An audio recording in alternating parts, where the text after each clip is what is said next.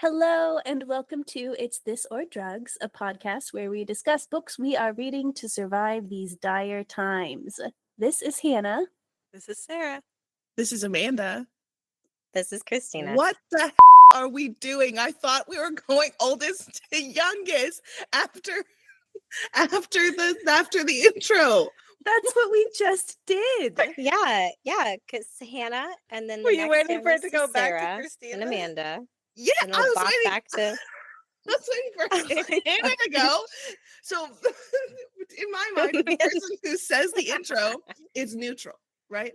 So their age doesn't matter. And then it's birth order. That's what I understood. Hannah, Christina, Sarah, Amanda. Jesus. No, we're just, what makes right. more makes more sense to a just be a brain. circle. I understand what Amanda's saying because that's what I thought at first. I'm like, it doesn't matter who starts. Start with Christina. But we're saying it's a circle. Hannah, Sarah, Amanda, Christina. And then if I introduce it's me, you, then Christina, then Hannah. And I'm gonna Yes. cry. Amanda, what can you? but either way, I don't care. You say your name after me, and I said this is Sarah. I was waiting because I was thrown off because I thought Christina was gonna go. I thought I was locked in on the plan. All right, we're just gonna leave it. We're not doing that again, are we? No, I think this is No. fine. We're keeping it. So, Christina, you picked the book this time. You want to give us a little information and then we can have a little banter? Yeah, so I picked The Inheritance of Orquídea Divina by, I want to say it right, Zoraida Córdova. And it is a magical realism novel set in a small town in America and Ecuador. And Amanda's got the summary she'll read for us. Yes, I will. Oh, I'm so sorry. Clearing my throat on. I'm thrown off. Can I just say that? I'm thrown off. I need to lock in. Okay. The Montoyas are used to a life without explanations, but when their matriarch, Orquídea Divina, invites them to her funeral, they hope to learn the secrets that she has held onto so tightly their whole lives. Instead, Orquídea is transformed, leaving them with more questions than answers. 7 years later, her gifts have manifested in different ways for Marimar, Ray, and Rhiannon, granting them unexpected. I need you guys to. I can't even look up. This is a nightmare. I'm in that point where I just can't stop laughing. Am I a joke to you? Hey, how about let's just pause for a second because we normally don't jump right into the book. Does anybody have any stories they want to share about reading books or any book-related questions, Christina, for us to ease into this conversation? The lights are too bright in this room. Book stories. Well, I can tell you how I chose the book because it was not my normal. Well, I say that. It was another librarian. I love librarians. I was just hanging out at a library that I don't normally get to go to.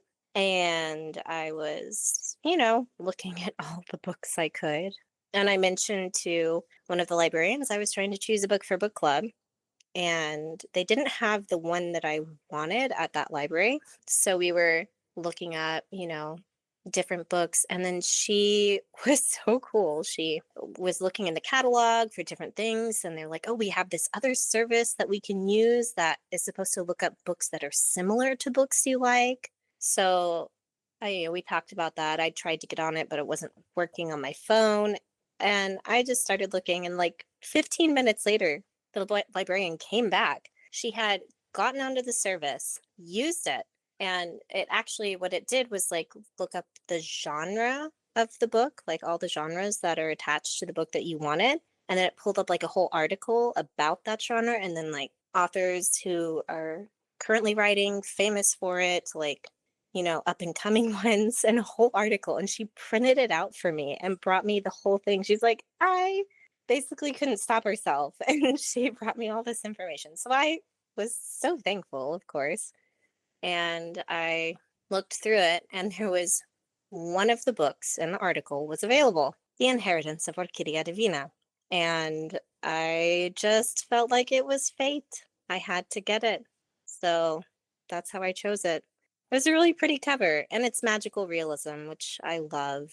It's so fun. It makes me feel like magic, exists in the world when I read it because it's, right there. Yeah. It doesn't have to be a fantastical realm.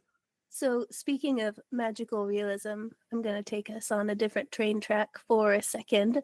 I read one of the books that Christina recommended in between when we read this book and while we're having this conversation.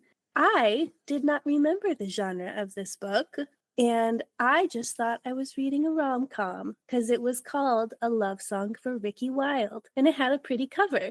And halfway through the book, stuff is weird. And I was like in my car on my way for on a work trip, and I said out loud, "Is this man a vampire?" And 20 minutes later, the main character in the book said, "Are you a vampire?" Oh my gosh, Hannah. And I was like, this isn't regular rom-com. This is realism, magical realism. There's like magic in it. But when you go into a book not expecting magic and then magic happens over 50% of the way in, it's a little bit of a roller coaster. And I sound like I'm upset about it, but actually it was really fun. And so then I did it again with another novel, and I didn't know the genre, and then it was sci-fi, and that was a lot of fun. Anyway, just a little plug for A Love Song for Ricky Wilde, because that was a good book. Not my usual style. There were definitely some things in it I was like, don't love, but the writing was great. It was a good book, and it was all related to the love that I'm like not always a fan of. So anyway, highly recommend if you're looking for an adventure to just pick a book by the cover or your sister's recommendation and don't read anything about it. That's nice. That would be such a cool way to experience it.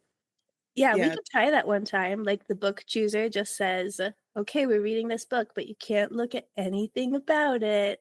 Maybe that's what I'll do the next time I pick a book. I like that. Should I give this another shot? Take two. This is gonna sound like your mom ordering at a Mexican restaurant, and I am so sorry, just in advance. The Montoyas are used to a life without explanations, but when their matriarch, Orquídea Divina, invites them to her funeral, they hope to learn the secrets that she's held on to so tightly their whole lives. Instead, Orquídea is transformed, leaving them with more questions than answers. 7 years later, her gifts have manifested in different ways for Marimar, Ray, and Rhiannon, granting them unexpected blessings. But soon, a hidden figure begins, so sorry, that's Beans in the background. A hidden figure begins to tear through their family tree, seeking to destroy Orquídea's line. Determined to save their family and uncover the truth behind their inheritance, they travel to Ecuador, to the place where Orquídea buried her secrets and broken promises and never looked back. Alternating between Orquídea's past and her descendants' present, The Inheritance of Orquídea Divina is about what we knowingly and unknowingly inherit from our ancestors, the ties that bind, and reclaiming our power. Well done. No, we weren't I made it through. crying, Thank you. laughing. I'm not gonna lie, I was trying to renew my library card while you were reading it. Important stuff. All of the children in my house have been sick for like the last week, and it's raining pollen. So I'm trying so hard not to constantly be sniffling and clearing my throat, which is why I'm going through like 100 tissues, because I'm just trying to like dab it as it runs out of my nose, because I don't want to blow my nose or sniff, because I'm scared to use the mute button on this microphone because I didn't test it before and I'm afraid it's not going to work. Just try it right now and we'll Yeah, cut do it it. out. Okay. ASMR, you're sick. Oh, I would never be able to watch that. Like ASMR nose blowing or throat clearing. Oh no. So, ratings. I know a few of you had trouble getting into it. It was a slow start, right? Well, I say that. I mean, as stories go, it kind of jumped right in. It was like, boom, you're in the middle of this stuff that's happening. It wasn't really a slow build. But I think maybe it's the narrative of the back and forth with the timeline that kind of gives it that like slower pace feel. Yeah, for me, this was a solid 4 out of 5 stars on Goodreads. I enjoyed it as much as I've enjoyed other books that are similar to it. It had some really beautiful moments in it. It's not one that I put on my like 5 out of 5 stars because those books are legends to me. They're ones that I mean, I feel like all of us have our 5 out of 5 definitions, and this one wasn't quite that, but it was still a really good book. Yeah, same. I give it like a 4 out of 5. It's a very personal thing, I think, how you read a book, right? And I want to give it at least 4 stars because the writing quality is superb. She has amazing descriptions, and the imagery is just spot on. I could see what she wanted us to see in her writing. I think with so many characters, it was hard for me to connect with one character. Maybe that's like I wanted that, maybe, but the story she told is very important for all of them. I connected So- with the rooster. Did you Wait, connect with the Gabo version of the rooster or the Jameson version of the rooster? Gabo the second time because he's died and come back so many times. And that's Jameson. So we should probably say at this point there's going to be spoilers from here on out. So if you haven't read the book and you don't want any spoilers, you Get out can- of here. Yep. Yeah, Scram. Don't get. I was one of the people who had a hard time getting into the book, but as usual, it has more to do with me personally than the book, because first I tried to listen to it on like the audio version, and because that's what I could check out from the library, and I didn't even make it a whole chapter before I was like, I can't do it.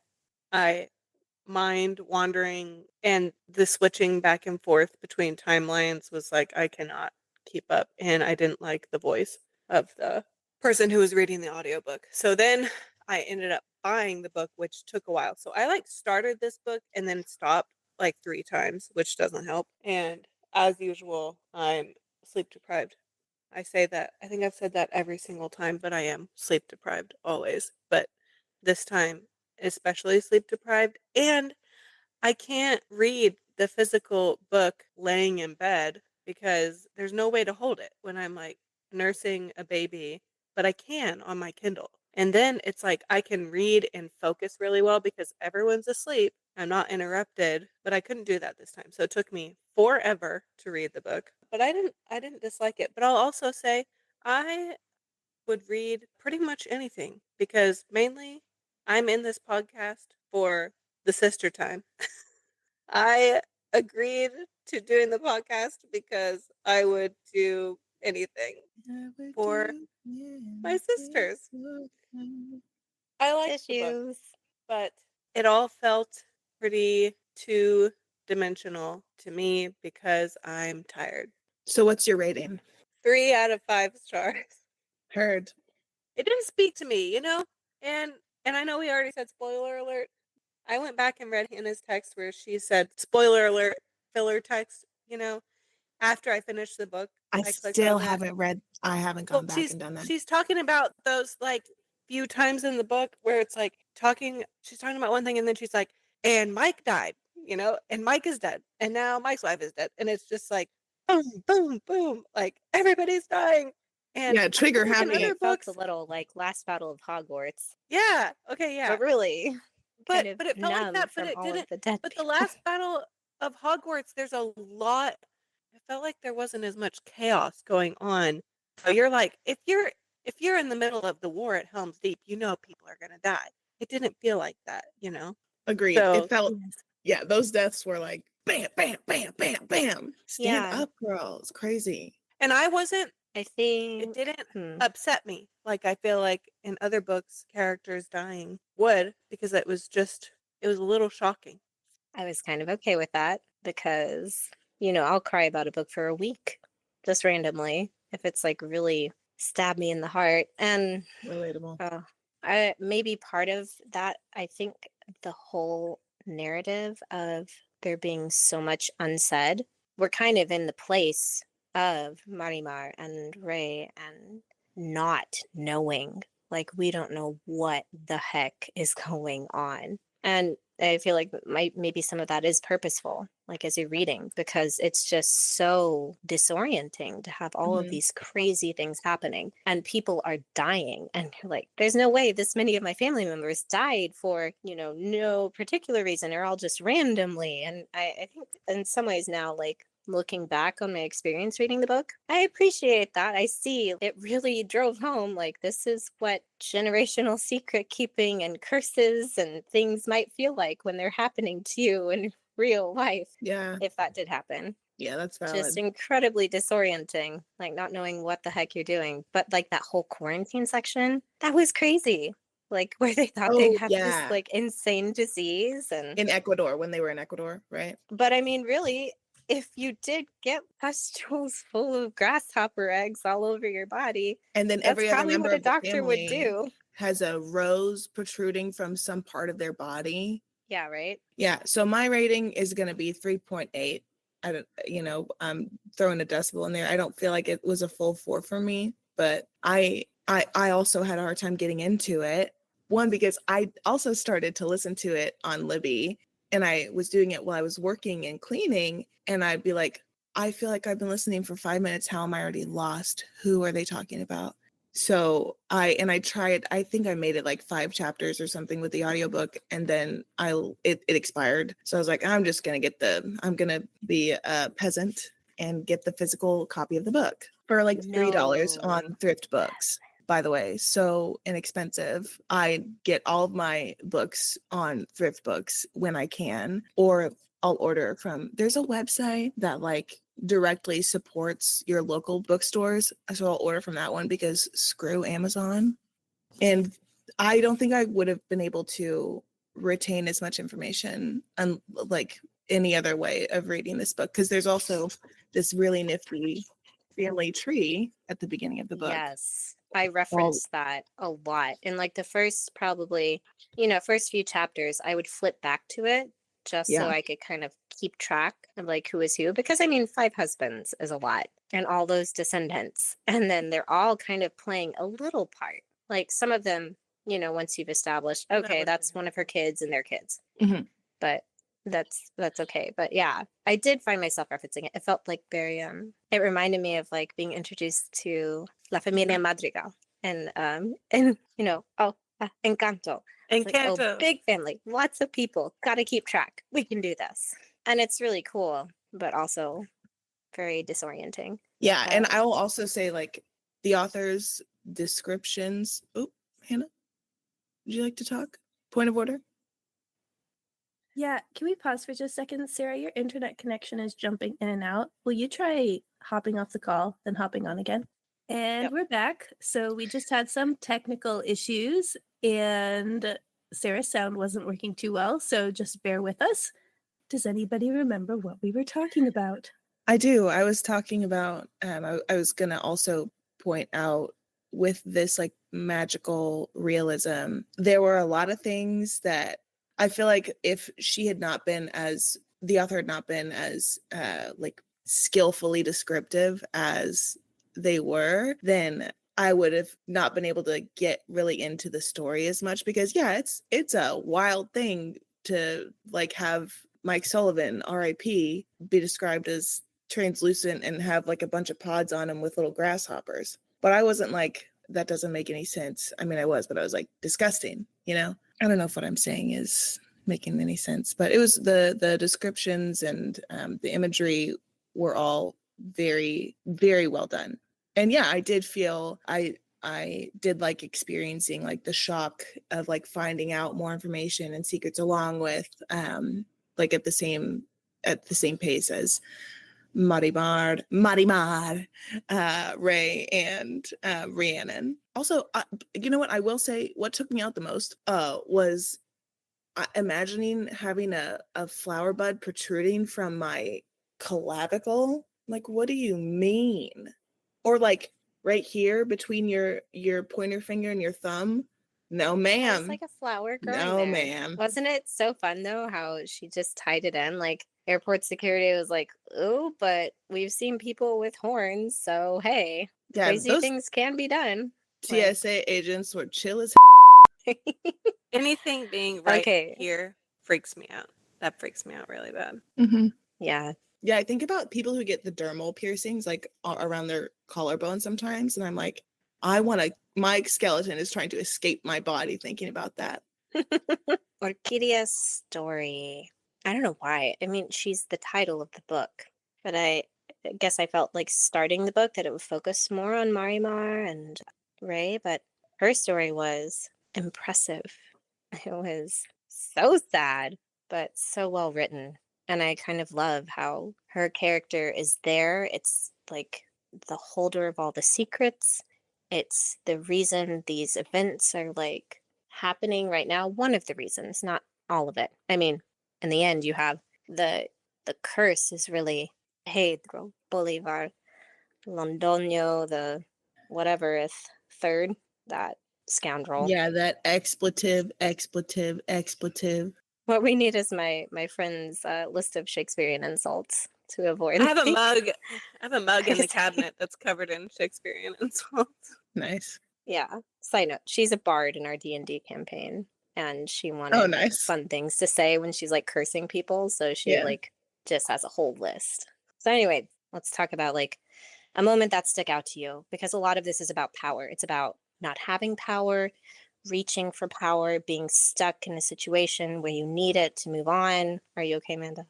Yeah, I'm so sorry. I'm thinking about the Rock, Dwayne "The Rock" Johnson. I don't know what song this is from, but he's got a rap line in a song, and it goes, "It's about drive, it's about power." So that's all that was going through my head when you said that. It's dumb, and it's like a chronically online thing. The reference that I knew none of you would get, so that's why I just smiled to myself and tried to swallow that down. So sorry. Okay. Yeah, I haven't heard that. You can cut that. Make a note, Hannah. Cut that. Amanda.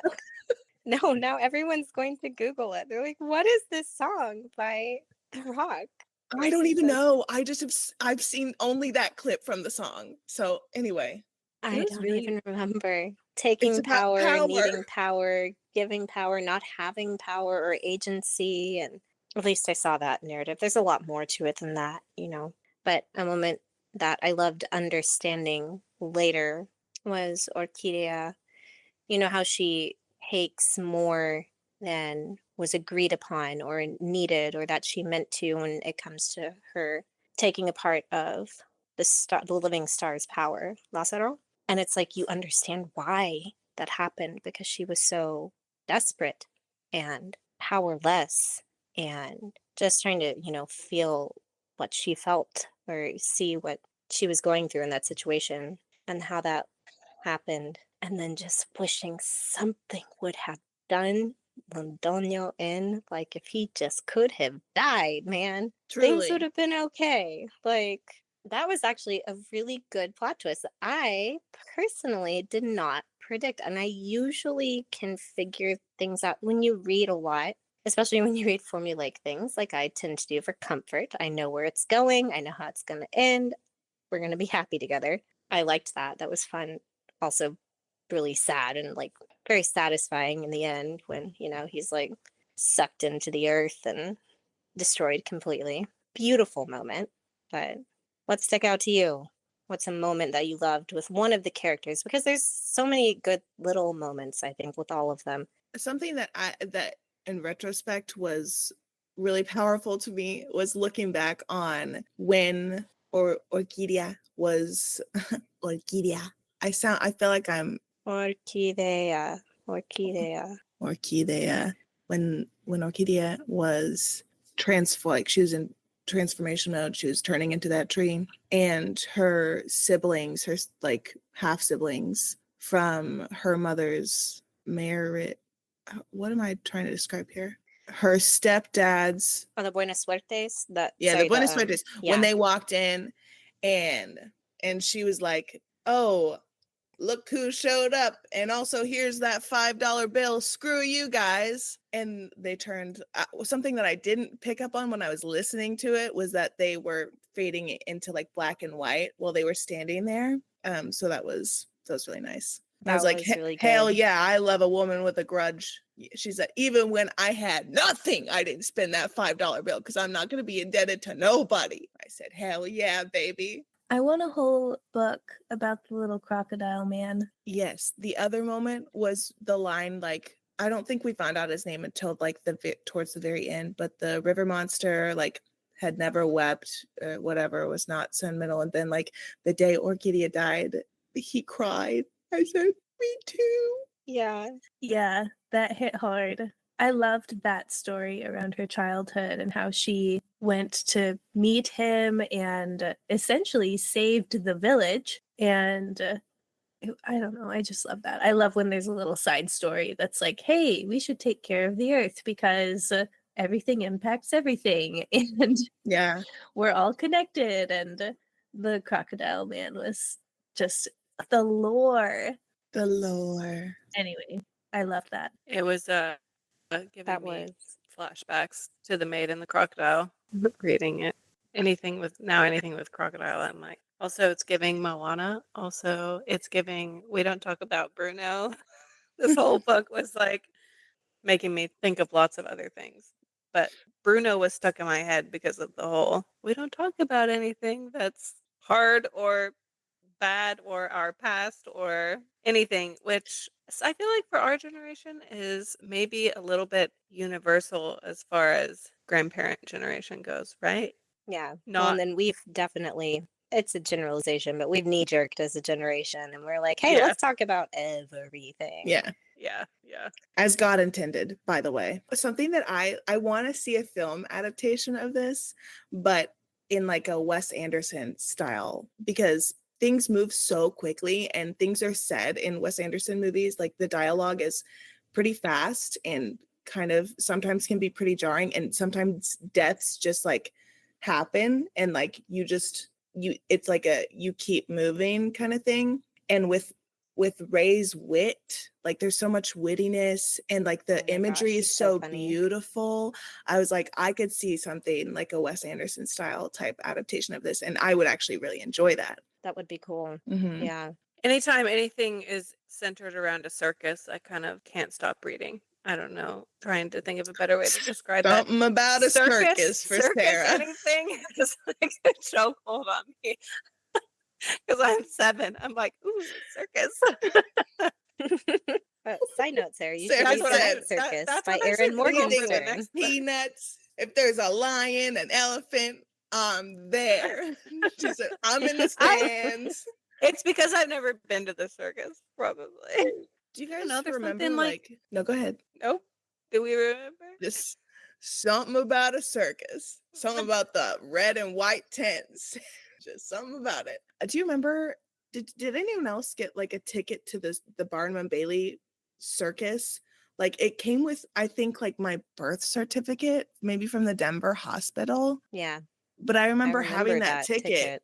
I mean, like, hey, WTF, I have a ticket to the circus. Where's the circus?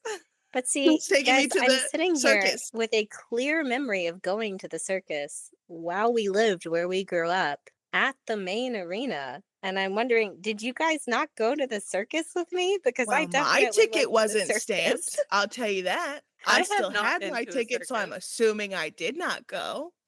That's so weird. Maybe you went Maybe with you were somebody else. maybe you were little. I don't know. We may have gone with someone else, Christina, because I don't remember actual performance, but I remember a smell. I remember cotton candy everywhere. And Yeah. I don't know. Yeah, I'm not sure if I was actually there or not. Kind of like that weird experience when we like went to Disney World, Oh, but yeah. we're just like outside Disney World. In the gift shop. Yep.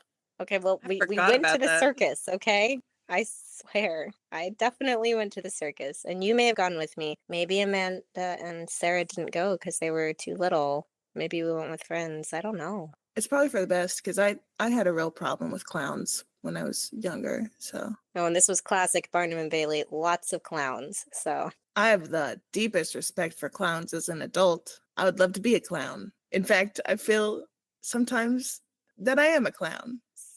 side note, one of my favorite subplots of Modern Family was the Karen being a clown.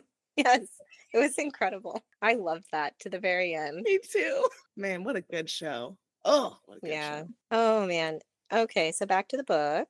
No, I was just going to say the reason I know that I haven't been to the circus and the reason that I still think it's so cool is because if I had been, I would have smelled it and then I never would have wanted to go again because I can And then imagine Sarah the would have smell. Sarah would have ran away.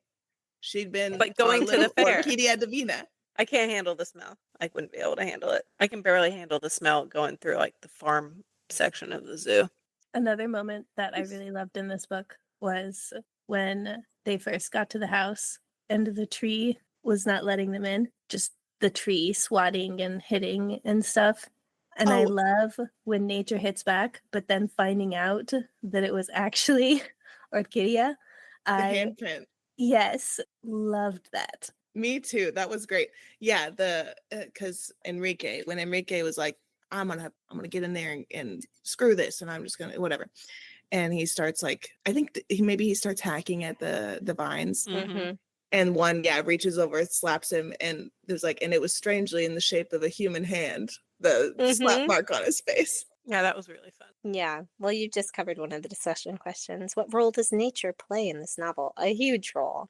It bites back Yeah. I at the end. Oh, At the yeah. end, yeah, like the Venus flytrap of the soil, just like got him. Chomp chomp. Yeah, the wording that she used too was something like, and It was will like suck on his bones or something, like suck the meat off of his bones. like that field is hungry. Yeah. Looks like meat's back on the menu, boys. I thought that the police officer guy Uh, was going to have more involvement in the story based on the beginning. Me too. And then I kind of forgot about him 3/4 of the way through the book. And then he was mentioned again randomly. And I was like, oh, yeah. You know, just the way that he was introduced to the story. I thought he was going to be in it a lot more. Yeah, I expected him to have a bigger role as well. But there was like, she hinted at there's so much understanding that he had. That's kind of what I gathered. It's like he just was kind of rocking with the magical aspect, and okay, like this is the way it is, I guess. And now I'm friends with this magical woman. Well, I think that's another thing she did well because the book is divided up into a lot of big moments over a large amount of time, right? Mhm. And in each moment, the characters she writes are strong, and you see that impact they have on that person's life in that moment, even if it doesn't continue later on. They're not like an ever-present figure in the story, but she like gives you that clear vision of them and what it was like and who they were in that moment for that person. And that ties into one of the discussion questions that talks about consider the way Orquídea was perceived and received when she first arrived in Four Rivers, compared to the way immigrants are received today, particularly in the United States. Yeah, that's relevant. Talk about the way she was received.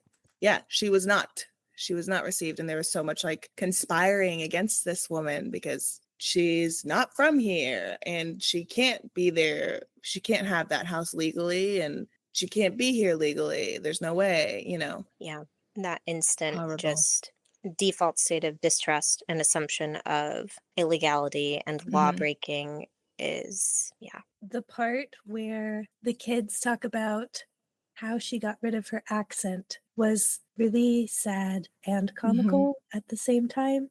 Like she tried to put a spin of humor on it, but didn't she scrub her mouth with something? Dirt, like clay and Yeah, she something ate else. dirt, I believe. Like, Yeah. Yeah, to get rid of all of the accent was, I just thought, man, that's it. I mean, the relevance of it, we can't understate right now of what's going on in our country. And No, truly cannot be understated. yep, I really appreciated that in the story. And it wasn't the whole story, but it was an important part of it.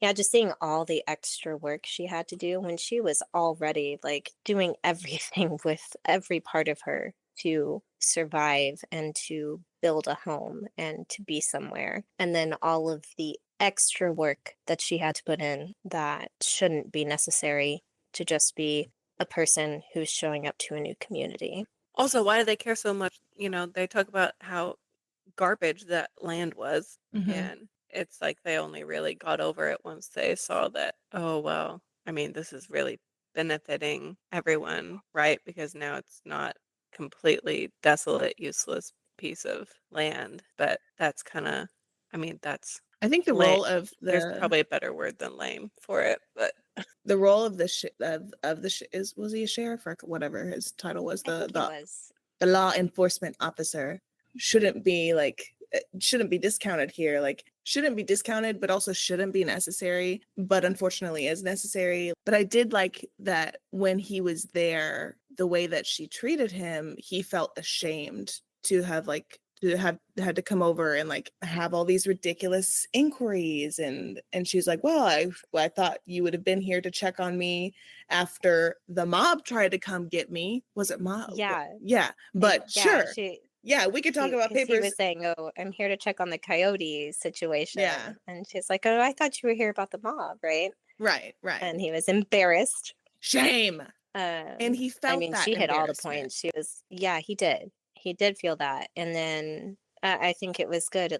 It's how it should be. He saw her as just another human being. And don't you feel stupid for thinking anything else. Seriously. Go ahead, Hen. Didn't they say he also benefited from her magical prowess? Yeah. Because he got hair regrowth serum? That's right. That's right. Yes.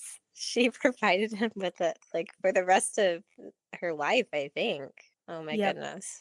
Yeah. Well, and that's also one thing. Like, she made it all better. And wasn't there something, like, once it was better, didn't she get challenged again? I might not be remembering it correctly, but it just shows that, like, once she put all the work in and made everything nice again, they're like, oh, this is worth something. Are you sure you own this? You know, there was still that distrust. Like, Zoraida really, hit some good points, like drove some knives in, really. Like the way she talked about the community, was complaining about the new Mexican family or witches. Like, she's not even from Mexico. Like, it just really painted that, picture of that type of distrustful, closed off group of people. Yep.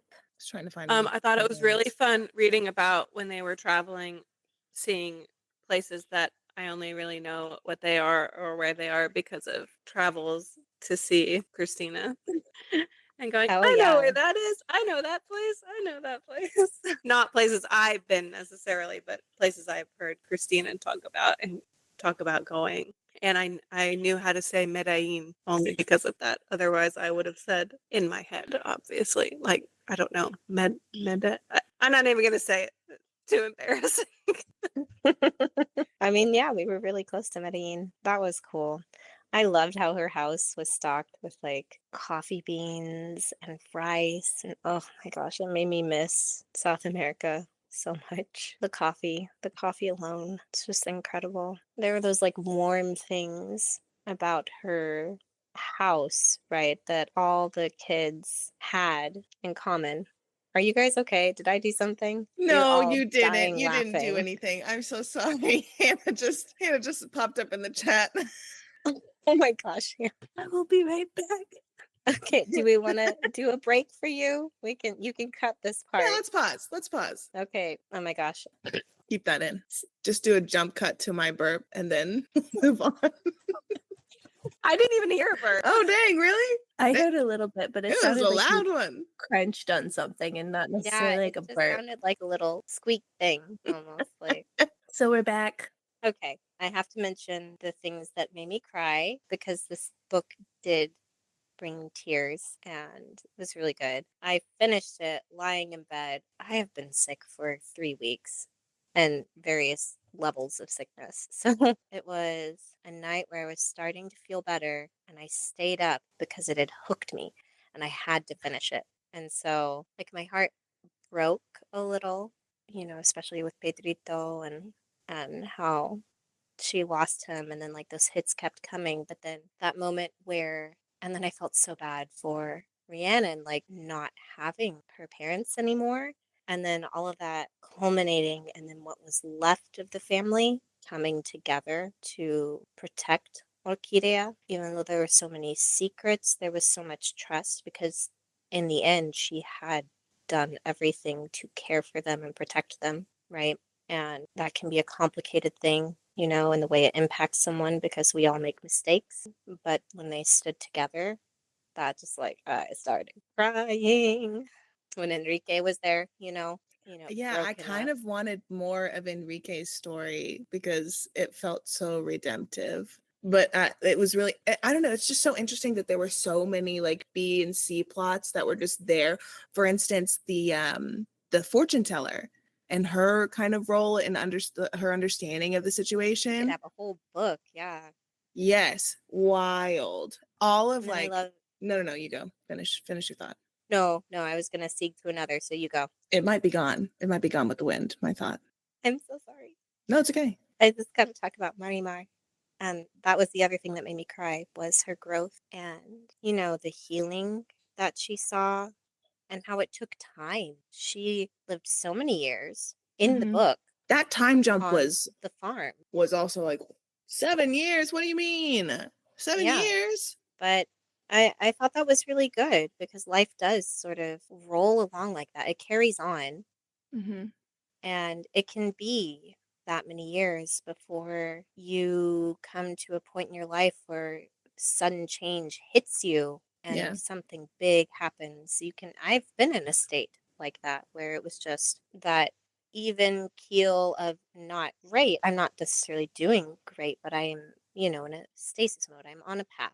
I'm Yeah. set and I'm there. And then it can be years before you're shaken up, right? And to see that and her trust grow and the journey that she went through and then finding her power and then also meeting her father and When they blew Skidoo into that window. oh my gosh, yes. It's like, let's go. This is where he is. Stained glass window, obviously. Like that was so fun. But yeah, I loved her story too, and I cried for her in that moment Mhm. where she had what she thought was her power that she was so torn about or I don't know, confused about like why am I not blooming, right? The whole time gets torn away from her and then she realized that that wasn't it. Like she's more and she blooms and it was just Another B plot that I loved, not necessarily loved, I love the detail, was that the boy from high school who she like had a relationship with, who like he really was like all in, he was all about her. And she was closed off like to herself and like there was she just was not in that place. But the fact that it talked about he, after she's like, we can't do this anymore, like I can't, after, I don't remember if it was after like the Viney, like him being severely injured in the middle of their rendezvous, like getting torn up by the vines and all that stuff, but how like he ended up getting married and having a few kids, but had a tattoo of like vines around his wrist. I was like, ooh, clock that T. Loved that detail. Loved that detail. there were I did so too. many. Who did you guys relate to, if anyone, in the book? I'll go first. Mine was Ray. I was going to say Amanda is Ray. Thank you. Is Ray the brother? I mean the cousin. Yes, the artist. Mm-hmm. Yeah. That snarky guy. That little stinker. Anyone else? Crickets? I Mike am Sullivan frozen. is in Hard the room to with us. think. Oh my gosh. Did anyone relate to Mike? Where are we Mike? Like what the heck is going on here? No, I wanted Mike to get with the program is what I wanted. Yeah. But I It's think it was hard to- admirable. He still loved Tatanelli the whole for time. sure. Like it was Yeah, the whole just time. solid guy. Yeah, I thought their love story was nice. It Yeah. was what she wanted. It Yeah. was their version of normal, and he admired her so much. And what else do you do when you marry into a family that's like that? Yeah, truly. Yeah, a lesser human would have tried to control the situation a lot more than he did and tried to isolate her away from family. But he was, the things that he did were genuinely out of fear and concern as someone who did not grow up with a magical grandmother on magical land. Oh, Mike Cricket Sullivan. Sorry, Mike. things We are can about wrap. to go down. Things are about Yeah. to go down. Sounds like things Oh, have but- gone down, TBH. Yes, things have gone down. Yeah, so all my children are about to be very loud in here. They are no longer locked out. Well, we can start to wrap. Anybody have any final thoughts? So the next book will be Sarah's choice. She is Look for it in the working on podcast it. notes. Yeah, we'll add it in the notes. And This has been a technical adventure, this podcast. It truly has. Final thoughts. Screw Mr. Barnum and Bailey III. Take that guy. I hope that Seriously. his flesh tasted good to that dirt. Classic example of someone who is only in it for power and possession. And long live the Montoyas. Agreed. Final Well, thoughts? thanks Thanks for for joining listening. us. Thanks for being here. listening. Yeah, thanks for joining us. See you next time. Bye.